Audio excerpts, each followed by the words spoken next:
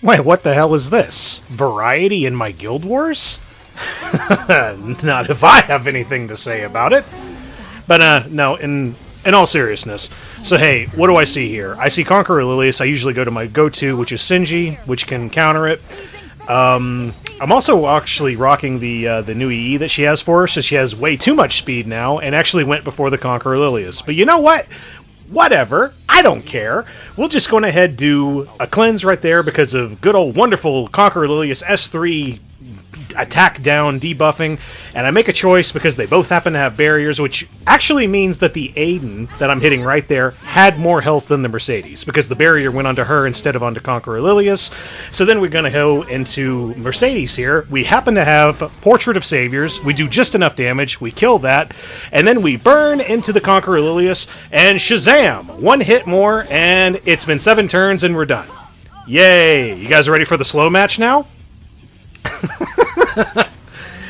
So, okay, now we have Arowell and Choux and then Apocalypse Ravi. So I decide, hey, you know what? Let's get crazy. Let's not bring a light bait for a Ravi. I know, right? Shocking. So we'll do Shadow Knight Pyllis and then Roana, and then we'll also bring in Lone Crescent Bellona because my Lone Crescent Bellona is on injury.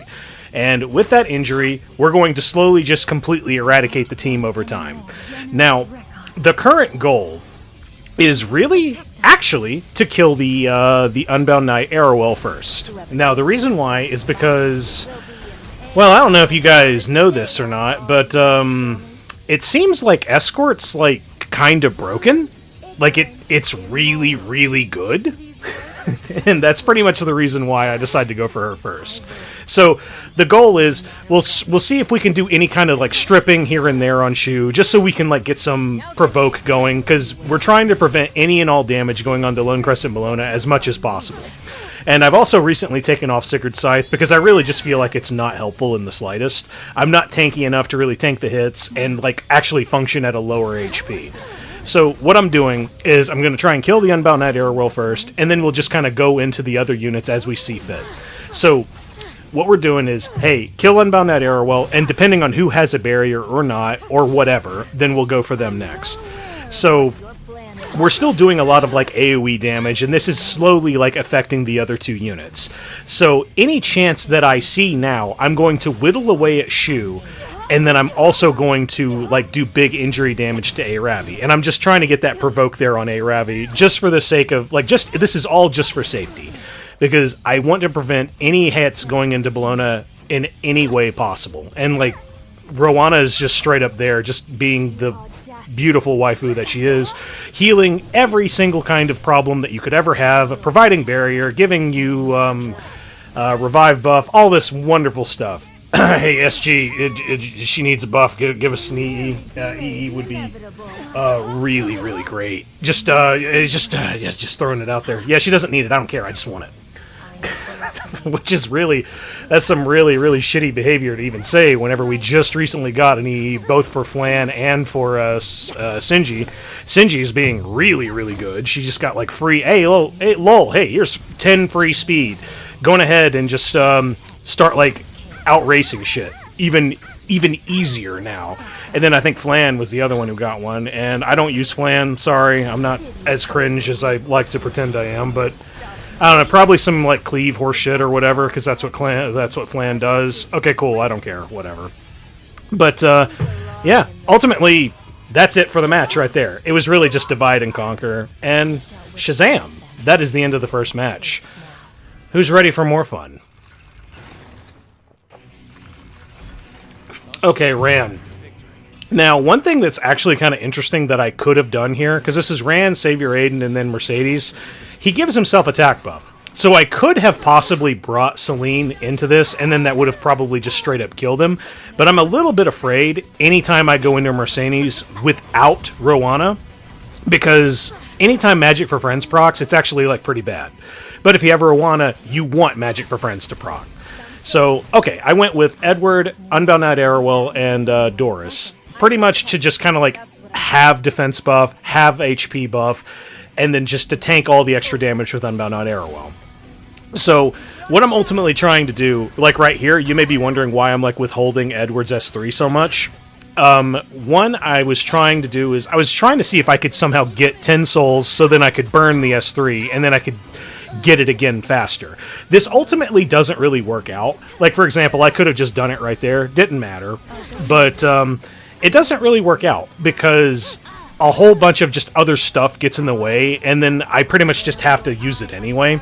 So yeah, if you're ever in a kind of situation like that where you feel like you need to just like withhold Ed's S3, you really don't have to. And by the by, yeah, that is extremely close right there. Arowell almost died from bullshit. And that's mainly because of Escort being incredible. She is taking so much damage that it is really making it hard for her to survive right now. And, like, Doris can't take over as the other person to take hits because, yeah, she's just not able to out-heal the damage that she's taking. So, this is where, like, having... If I was going up against dark units, having the two light units kind of works a little bit better. Here, it's all based on damage. And, because, like, Ed's also taking a hell of a beating. Like, right here, he's actually going to get Arowell killed. Because, yeah, that Death Break also made her take even more damage, and Shazam, yeah, that's why she's dead. So now I'm just kind of going into Adin. Like, I'm still not really worried yet, because like if she does hit me, then like yeah, I'll hit back with like my own attack. But like yeah, she's been dodging a lot of attacks lately, so yeah, this guy's got really good RNG right now. And thankfully, though, like, hey, my Ed isn't just a damage monster. He actually does have, like, a lot of bulk to him. I didn't really go down the route of getting a whole bunch of crit damage. I decided to make my Ed very, very thick. And I'm very, very thankful for how he's built. I wish mine was a little bit better, but what can you do? Like, that's just how it is with Ed. He's very stat hungry. Hello, Zio. Are you going to go into Adin? All right, good. Now we have the plot convenience, which is pretty much going to get us the win. So this looks like it was like a very good idea. It actually really isn't. Like, for starters, I also crit that Senya over there. If I did not crit her, there is a very real possibility that that could have possibly killed me, depending on how like stacked that Senya's attack is, because that's how her reflect works. Is anytime you hit her and you do not crit Senya, you take reflect damage based on the stat that is her attack. And that's why like she's so crazy good with Choux, is because Choux gives anti-crit. But like, hey, cool, we got through Zio, everything's fine. And even if Adin did die, and she wasn't able to even hit Zio, and she did not kill Zio, surprise, surprise, Roana and Shadow Knight Pyllis will actually they'll finish this fight. So if I got really unlucky and my Savior Adin got hit by Zio, it would have been dangerous, yes. But I'm pretty positive, just because of how awesome Rocket Punch is, I think Pyllis would have pulled through and been able to kill Zio, and then slowly start working on Choux, and then also slowly working on Senya, and also, you know, just to piss us off. This is, to those of you who have already noticed, it's a S1EE Senya, so that means that it's just going to take a little bit longer. But the reason this doesn't take as long as like some of the other fights that I do whenever they do this stuff is I'm usually rocking like Christy on my team as well, because I'm dealing with Lua. Like anytime Lua's there, that's when I have Christy. Anytime Conqueror Lilias is there with the Senya Choux team, then I use Arunca. Anytime they're kind of separate or Senya is not there, I use Alencia. Like, this is like the kind of circling that I really do. And it's really just to work with whatever it is that I can deal with and whatever it is that I can't.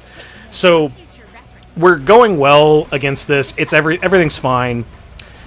The Senya is just taking longer. That's all it is. And even if Savior Adin were to ever eventually go down, we're fine. Because you guys have seen it many, many times. Rocket Punch Pyllis will absolutely destroy the Senya. It may take a little while, but we are going to win. Yeah, like right there, we do about 3k, and she heals like, what was that, 1,300 or something per? And if we get lucky and we happen to strip her, then she loses her counterattack buff, then we can just keep going.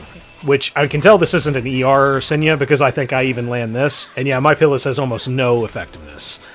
Like, all she is, she's just the wall that kind of stands there, and she slowly whittles you down.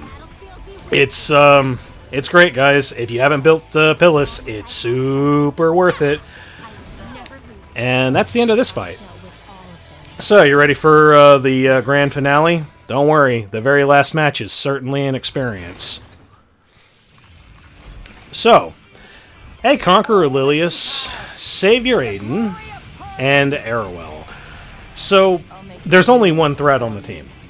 And if you have any means of just, like, damage mitigating and just kind of dealing with this one threat, which is Savior Adin, which, surprise, surprise, that is Dark Corvus. As soon as I have even just one, just 10 souls, as soon as I have 10 souls, even if Unbound Arowell's there, I'm going to kill you. Like, that's just how it is. He does so much damage. But the only reason why I don't go for the Soul Burn S3 is because Unbound Arowell's there. And because she's there, she actually takes a whole bunch of that damage. And if I happen to miss, then I run the risk of just not killing her and just wasting time. And I just don't want to do that. And so, yeah, that's 3 light units. All 3 of them are going to go into Dark Corvus. So he's going to get his S3 extremely quickly. Like right here. I have it again. So I'm like, well... or at least I have it for the first time, whatever. I'm probably not paying attention too well, but like, hey, I have it now.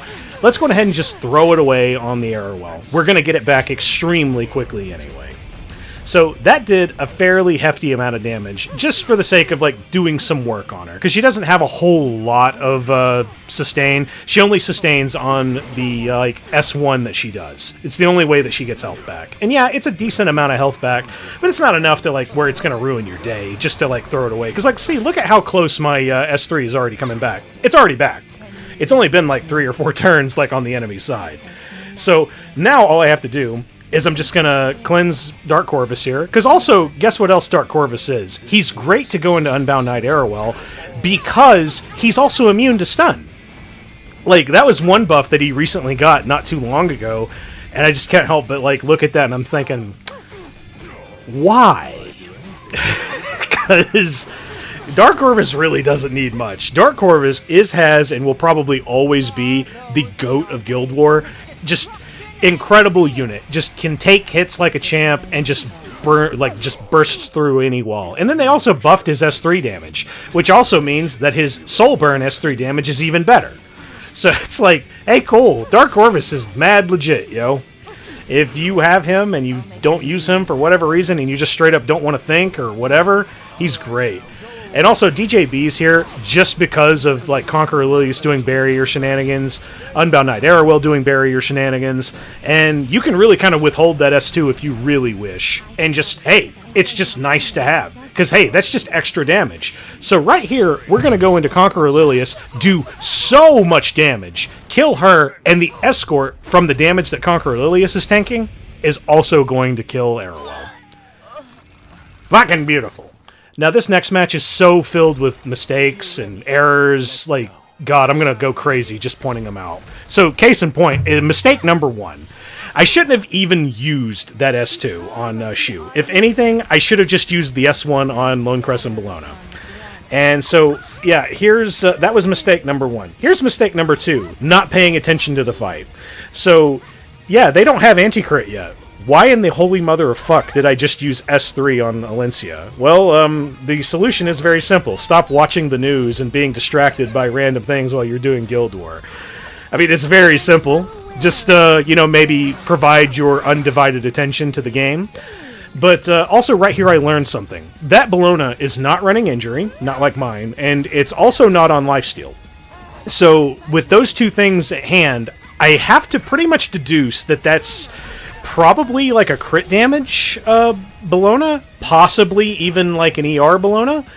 So yeah, so this Bellona is more than likely like some kind of an anchor Bellona with Sigurd's Scythe, because it just makes the most sense if you're doing some kind of an anchor, because then it plays kind of like martial artist Ken. So the other mistake that I also made was bringing Fighter Maya. I don't even know what in the fuck I was thinking bringing Fighter Maya, because, like, hey, I'm going into Choux. Choux pierces defense. Yulha is always going to go into Krau, but if Krau happens to die or whatever, like, hey, Fighter Maya is also going to die because she also pierces defense.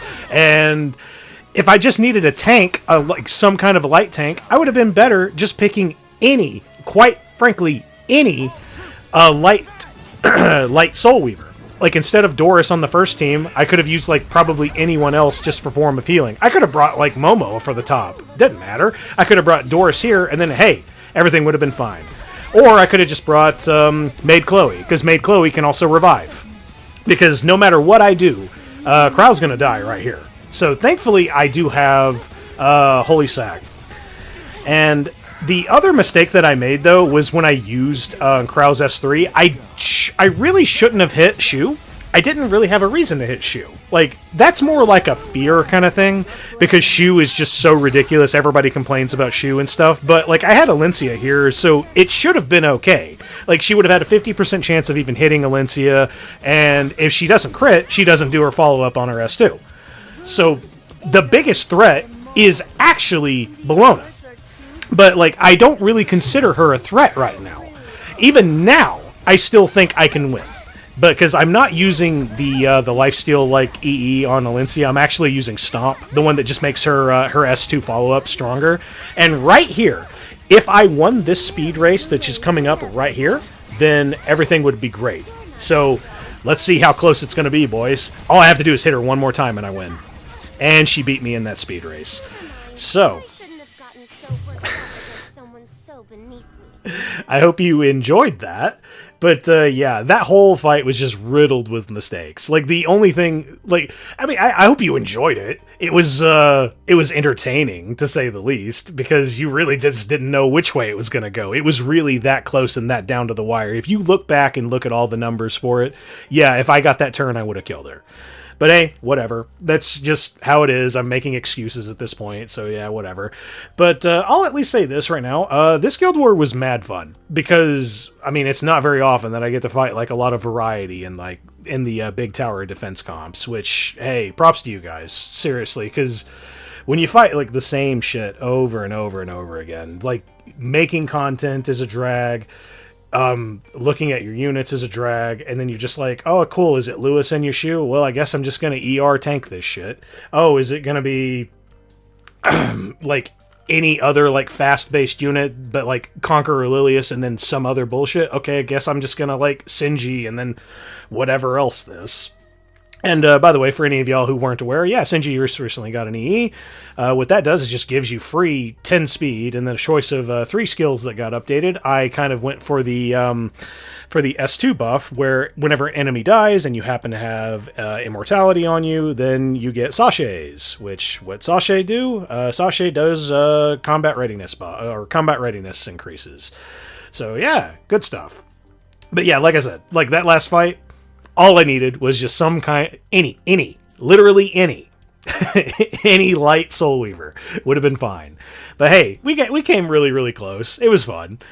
But, hey, I hope you guys do enjoy this Guild War. I most certainly did, even though I lost that last match like a bitch. But, hey, if you like this video, please leave a like. If you want to see more of my content, please go ahead and hit subscribe. I try to put out as many videos as I can. I hope to see you later.